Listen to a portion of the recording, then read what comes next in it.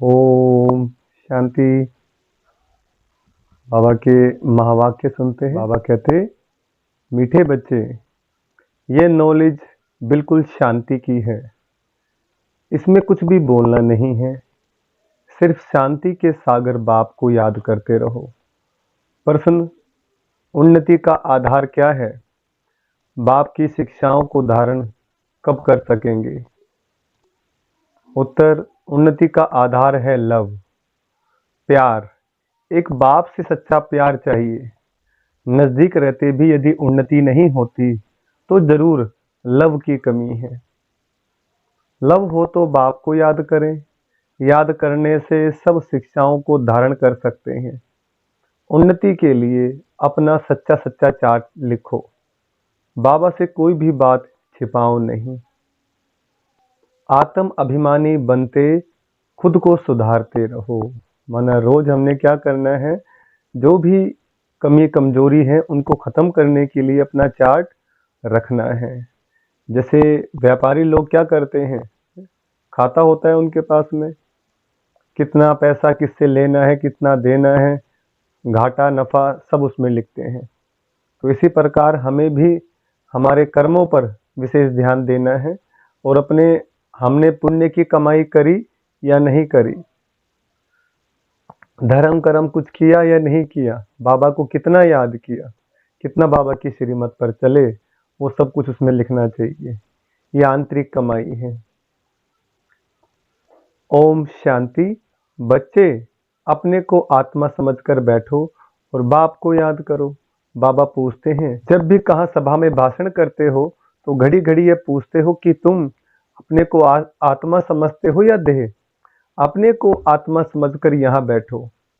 आत्मा ही पुनर्जन्म में आती है। अपने को आत्मा समझ परमपिता परमात्मा को याद करो। बाप को याद करने से ही तुम्हारे विक्रम विनाश होंगे।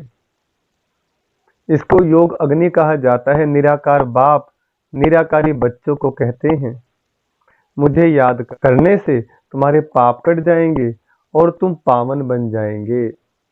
फिर तुम मुक्ति जीवन मुक्ति को पाएंगे। सभी को मुक्ति के बाद जीवन मुक्ति में आना है जरूर। तो घड़ी घड़ी यह कहना पड़े कि अपने को आत्मा निश्चय करके बैठो। भाई और बहनों, अपने को आत्मा समझ बैठो और बाप को याद करो। यह फरमान बाप ने ही दिया है। यह याद की यात्रा। बाप कहते, मेरे साथ बुद्धि का योग लगाओ तो तुम्हारे जन्म जन्मांतर के पाप भस्म हो जाएंगे। यह घड़ी घड़ी तुम याद कराएंगे, समझाएंगे, तब समझेंगे कि आत्मा अविनाशी है।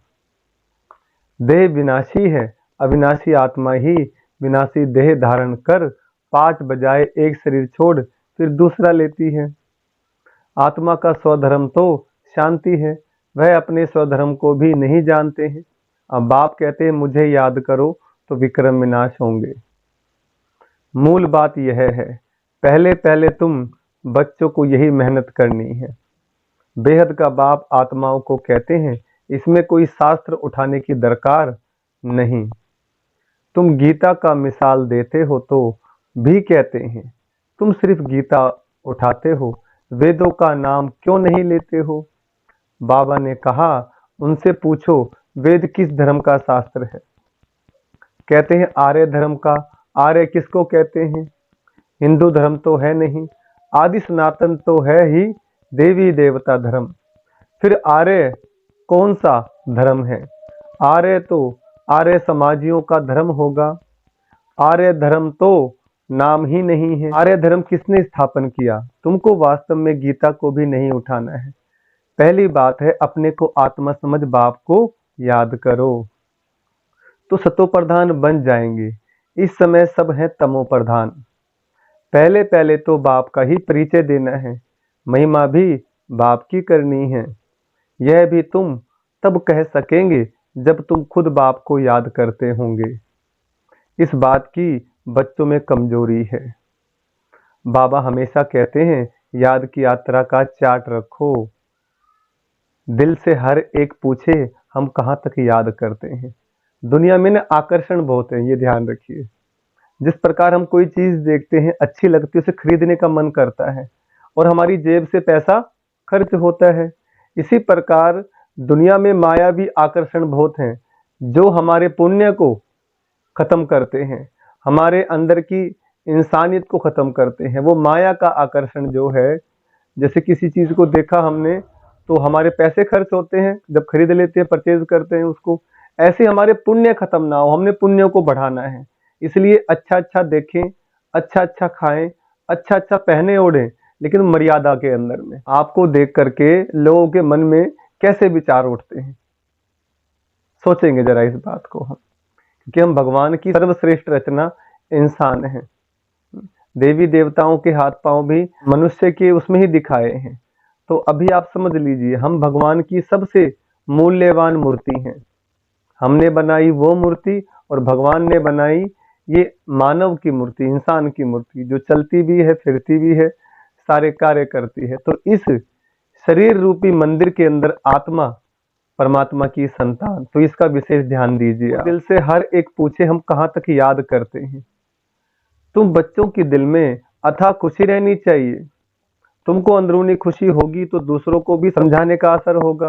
पहली मूल बात यही कहना है कि भाइयों और बहनों, अपने को आत्मा समझो। ऐसे और कोई सत्संग में नहीं कहेंगे। वास्तव में सत्संग कोई है नहीं, सत्य का संग एक ही का है, परमात्मा का। बाकी है कुसंग। यहाँ है बिल्कुल नई बात। वेदों से तो कोई धर्म स्थापन हुआ ही नहीं है, तो हम वेदों को क्यों उठाएं? कोई में भी यह नॉलेज है नहीं। खुद ही कहते हैं नेति नेति, अर्थात हम नहीं जानते हैं, तो नास्तिक हुए ना। अब आप स्वयं कहते हैं आस्तिक बनो, अपने को आत्मा समझो। ये बातें गीता में कुछ हैं, वेदों में है नहीं। वेद उपनिषद तो ढेर हैं, अब वह किस धर्म का शास्त्र है? मनुष्य तो अपनी बातें करते हैं, तुमको किसका भी सुनना नहीं है। बाप तो सहज समझाते हैं। अपने को आत्मा समझ बाप को याद करो तो पावन बन जाएंगे। इसलिए वर्ल्ड की हिस्ट्री ज्योग्राफी को जानना है। तुम्हारा ये त्रिमूर्ति गोला है मुख्य, इनमें सब धर्म का राज आ जाता है। जो स्वास्तिक चक्र, जो सृष्टि चक्र का जो इमेज देखा बाबा ने जो बनवाया है, उसमें सतयुग, त्रेता, द्वापर, कलयुग। सतयुग त्रेता में एक ही धर्म होता है जिसको हम आदि सनातन देवी देवता धर्म बोलते हैं।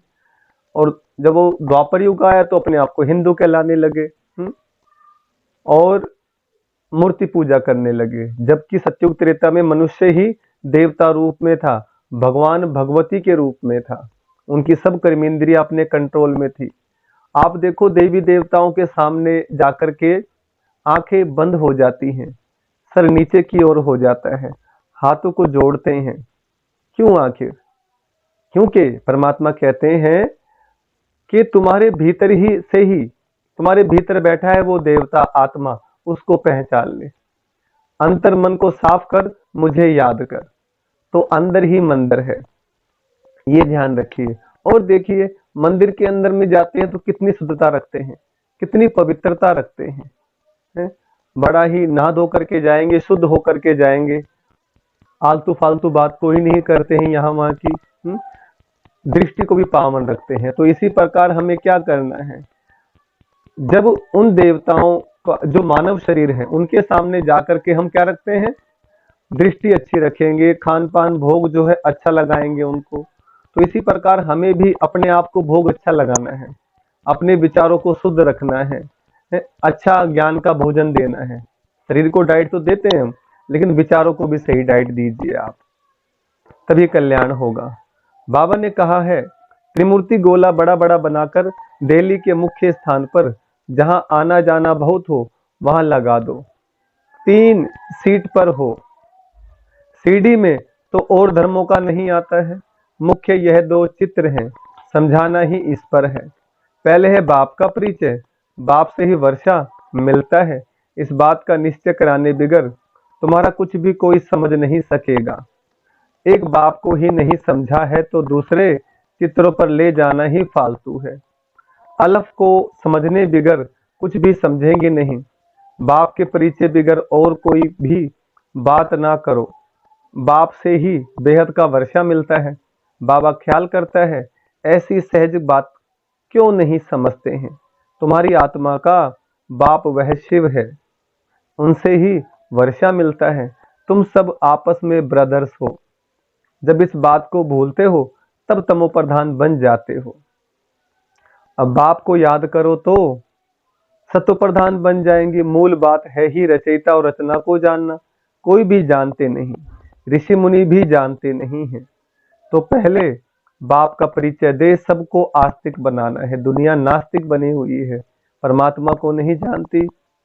परमात्मा कब आते हैं, क्या कर्तव्य करते हैं? जब इसका ज्ञान मिलेगा तभी आस्तिक बनेंगे।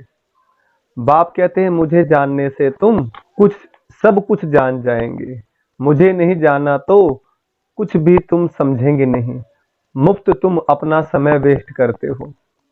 चित्र आदि भी जो ड्रामानुसार बने हैं वही ठीक है, परंतु तुम इतनी मेहनत करते हो फिर भी किसकी बुद्धि में बैठता नहीं है। बच्चे कहते हैं बाबा क्या हमारे समझाने में कोई भूल है? बाबा फट से कह देते हैं हाँ भूल है। अलफ को ही नहीं समझा है तो फट से रवाना कर दो। बोलो जब तक बाप को नहीं जाना तब तक तुम्हारी बुद्धि में कुछ भी बैठेगा नहीं। तुम ही जब देही अभिमानी अवस्था में नहीं रहते हो तो आंखें क्रिमिनल रहती हैं।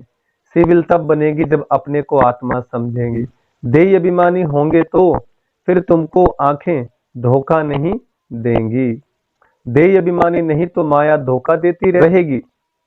देही अभिमानी नहीं माना अपने आप को आत्मा निश्चय नहीं करेंगे, शरीर समझते रहेंगे तो औरों के भी शरीर में फंसते रहेंगे, फिर बीमारियां लग जाएंगी। ये भी ध्यान रखिए। इसलिए हमें चमड़ी आकर्षित ना करे, आत्मा को देखना। इसलिए टीका बिंदी लगाते हैं। टीका माने टिकाना, अपने आप को यहाँ टिकाना है। बिंदी लगाना सामने वाले को आत्मा रूप में देखना है। शरीर को देखेंगे तो फिर अच्छे बुरे विचार आते हैं और रंग रूप की तरफ ध्यान जाएगा, धर्म की तरफ ध्यान जाएगा, शरीर की तरफ आकर्षण बनेगा। जब आत्मा को देखेंगे तो फिर परमात्मा की ओर ध्यान जाएगा, दृष्टि गंदी नहीं होती है। इसका अभ्यास करना पड़ता है। तो बाबा कहते हैं ये अभिमानी नहीं तो माया धोखा देती रहेगी, इसलिए पहले तो आत्म अभिमानी बनना है। बाबा कहते हैं अपना चार्ट दिखाओ तो मालूम पड़े। अगर अभी तक झूठ पाप गुस्सा है तो अपना ही सत्यानाश करते हो। बाबा चार्ट देखकर समझ जाते हैं कि यह सत्य लिखा है या अर्थ भी नहीं समझा है। सब बच्चों को बाबा कहते हैं चार्ट लिखो। जो बच्चे योग में नहीं रहते वे इतनी सर्विस भी नहीं कर सकते, जोहर नहीं भरता है। भले बाबा कहते हैं फोटो में कोई निकलेगा, परंतु जब तुम खुद ही योग में नहीं रहते तो दूसरों को फिर कैसे कहेंगे? सन्यासी कहते हैं सुख कागविष्टा समान है, वह सुख का नाम ही नहीं लेते हैं। तुम जानते हो भक्ति अथाह है, उसमें कितनी आवाज है। तुम्हारी नॉलेज तो बहुत शांति की है। बोलो शांति का सागर तो बाप ही है। अपने को आत्मा समझ बाप को याद करना है। बाप कहते हैं मन मना भव। यह अक्सर भी नहीं कहो। हिंदुस्तान की ही हिंदी भाषा है, फिर संस्कृत दूसरी भाषा क्यों? अब इन सब भाषाओं को छोड़ो, पहले तुम भाषण करो कि अपने को आत्मा समझो। बहुत हैं जो अपने को आत्मा भी नहीं समझ सकते, याद नहीं कर सकते, अपने को घाटे को कोई समझ ना सके। जो घाटा पड़ रहा है अपने आप को उसको नहीं समझ रहे हैं। कल्याण तो है ही बाप की याद में। और कोई सत्संग में ऐसे नहीं कहते कि अपने को आत्मा समझ बाप को याद करो। बच्चे कभी बाप को एक जगह बैठ याद करते हैं क्या? उठते बैठते बाप की याद है ही। आत्म अभिमानी बनने की प्रैक्टिस करनी है। तुम बहुत बोलते हो, इतना बोलना नहीं चाहिए। मूल बात है याद की यात्रा की। योग अग्नि से ही तुम पावन बनेंगे। इस समय सब दुखी हैं, सुख मिलता ही है पावन बनने से। तुम आत्म अभिमानी हो, किसको समझाएंगे तो उनको तीर लगेगा। कोई खुद विकारी है और किसको कहे निर्विकारी बनो तो उनको तीर नहीं लगेगा। बाप कहते हैं बच्चे तुम खुद याद की यात्रा पर नहीं रहते, इसलिए तीर भी नहीं लगता। अब बाप कहते हैं बीती सो बीती, पहले अपने को सुधारो। दिल से पूछो हम अपने को आत्मा समझ बाप को कितना याद करते हैं? जो बाप हमको विश्व का मालिक बनाते हैं, हम शिव बाबा के बच्चे हैं तो जरूर हमको विश्व का मालिक बनना है। देखो, परमात्मा भगवान से मिलने के लिए, परमात्मा से मिलने के लिए अपने आप को आत्मा समझना पड़ेगा।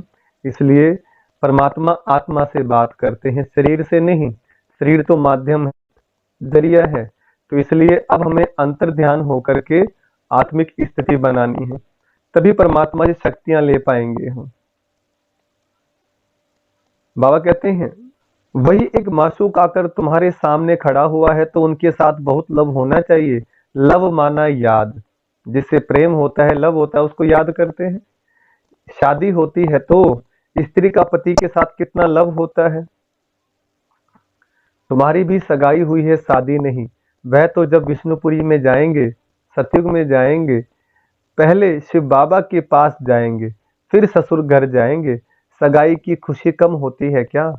सगाई हुई और याद पक्की हुई। सतयुग में भी सगाई होती है, परंतु वहां सगाई कब टूटती नहीं है, अकाले मृत्यु नहीं होती। यह तो यहाँ होती है। तुम बच्चों को भी ग्रस्त व्यवहार में रहते पवित्र बनना है। भले बहुत नजदीक भी रहते हैं, फिर भी उन्नति नहीं होती है। जो उस लव से आते हैं उनकी बहुत उन्नति होती है। याद ही नहीं तो लव भी नहीं रहता, तो उनकी शिक्षाओं को भी धारण नहीं कर सकते।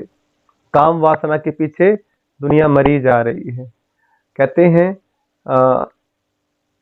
शंकर जी ने कामदेव को भस्म किया तीसरे नेत्र से। शंकर पार्वती को दिखाया ना, गृहस्थी दिखाया है।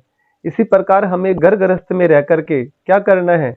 तीसरे नेत्र से, ज्ञान के नेत्र से कामदेव को भस्म करना है। माना जो अपने अंदर में जो तरह तरह की काम वासना के ख्याल आते हैं, गंदी दृष्टि होती है, उसको भस्म करना है। तभी आप मानव से महामानव बनेंगे। अभी तो दानव बने बैठे हैं। तो इसलिए ज्ञान की बारीकियों को समझकर घर गृहस्थ में रहते हुए अपनी चेतना को ऊपर उठाना है। भगवान वास तुम बच्चे सबको यही पैगाम दो कि काम महाशत्रु है, जो आदि मध्य अंत दुख देता है। तुम तो पवित्र सतयुग के मालिक थे, अभी तुम गिरकर गंदे बन पड़े हो। अब यह अंतिम जन्म फिर से पवित्र बनो। काम चिता पर बैठने का हथियाला कैंसिल करो। तुम बच्चे जब योग में बोलेंगे तब किसकी बुद्धि में बैठेगा? ज्ञान तलवार में योग का जौहर चाहिए। पहली मुख्य है एक बात। बच्चे कहते हैं बाबा हम बहुत मेहनत करते हैं, तब मुश्किल कोई निकलता है। बाबा कहते हैं योग में रहकर समझाओ। याद की यात्रा की मेहनत करो। रावण से हार कर विकारी बने हो, अब निर्विकारी बनो। बाप की याद से तुम्हारी सब मनोकामनाएं पूर्ण हो जाएंगी। बाबा स्वर्ग का मालिक बनाते हैं। बाबा डायरेक्शन तो बहुत देते हैं, परंतु बच्चे अच्छी तरह कैच नहीं करते हैं और बातों में चले जाते हैं। मुख्य तो बाप का पैगाम दो, परंतु खुद ही याद नहीं करेंगे तो दूसरों को कैसे कहेंगे? ठगी नहीं चलेगी। दूसरों को कहें विकार में नहीं जाओ, खुद जाएं तो जरूर दिल खाएगी। ऐसे भी ठग हैं। इसलिए बाबा कहते हैं मूल बात है ही अलफ। अलफ को जानने से तुम सब कुछ जान जाएंगे। अलफ को न जानने से तुम कुछ भी समझ नहीं सकेंगे। अलफ माने अल्लाह, माना परमपिता परमात्मा। शिव भगवान को वो अल्लाह बोलते हैं। शिव का शरीर नहीं है, शिव कोई शव नहीं है। शिव निराकार है, परमात्मा है। अच्छा, मीठे मीठे सिखलते बच्चों प्रति माता पिता बाप दादा का याद प्यार और गुड मॉर्निंग। रूहानी बाप की रूहानी बच्चों को नमस्ते। हम रूहानी बच्चों की रूहानी बाप दादा को नमस्ते। धारणा के लिए मुख्य सार। पहला पॉइंट, अंदरूनी बाप के याद की खुशी में रहकर फिर दूसरों को बाप का परिचय। सबको एक बाप की महिमा सुनानी है। दूसरा पॉइंट, आत्म अभिमानी बनने की बहुत प्रैक्टिस करनी है। बहुत बोलना नहीं है, बीती सो बीती कर पहले स्वयं को सुधारना है। याद की यात्रा का सच्चा चार्ट रखना है। वरदान, ब्राह्मण जीवन में वैरायटी, अनुभूतियों द्वारा रमणीकता का अनुभव करने वाले संपन्न आत्मा भव। वरदान का विस्तार, जीवन में हर मनुष्य आत्मा की पसंदी वैरायटी है। तो सारे दिन में भिन्न भिन्न संबंध, भिन्न भिन्न स्वरूप का वैरायटी अनुभव करो। तो बहुत रमणीक जीवन का अनुभव करेंगे। ब्राह्मण जीवन भगवान से सर्व संबंध अनुभव करने वाली संपन्न जीवन है, इसलिए एक भी संबंध की कमी नहीं करना। अगर कोई छोटा या हल्का आत्मा का संबंध मिक्स हो गया तो सर्व शब्द समाप्त हो जाएगा। जहां सर्व है वहां संपन्नता है, इसलिए सर्व संबंधों से स्मृति स्वरूप बनो। भगवान को हर संबंध में याद करना है। स्लोगन है, बाप समान अव्यक्त रूपधारी बन। प्रकृति के हर दृश्य को देखो तो हलचल में नहीं आएंगे। अच्छा, ओम शांति।